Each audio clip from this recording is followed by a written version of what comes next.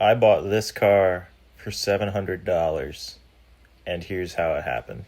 So I passed this car sitting in that parking lot every day when I went to the skate park. And eventually I just started knocking because I wanted to know more about it. I've always had Hondas. I've never had a DA or a DB, so I wanted to know what's up with it. It never moved.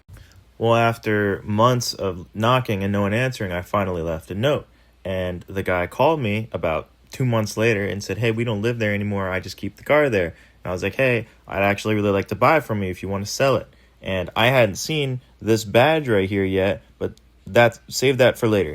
But anyways, long story short, he said the car stopped running, he lost interest in it, and now it just sat. And he said if I came today, I could have it for $700. So you already know. I called my boy. I said, "Hey, let's get your tow truck. Let's get this thing. I really want this car. It might not even have a motor in it." I had no idea what was up with it. I bought it sight unseen, and I towed it home. Now here's the important part with that badge. The GSR in these years were the only ones that came with the B17 motor. Not many people know about the B17, but it was the GSR specific motor for Canada and America, which meant it made more horsepower and had VTEC, not like the B18s that came in the LS variant. Well, I got it home, and what do you think I found but a completely bone stock GSR B17. Everything, even the airbox, was stock, which is really hard to find.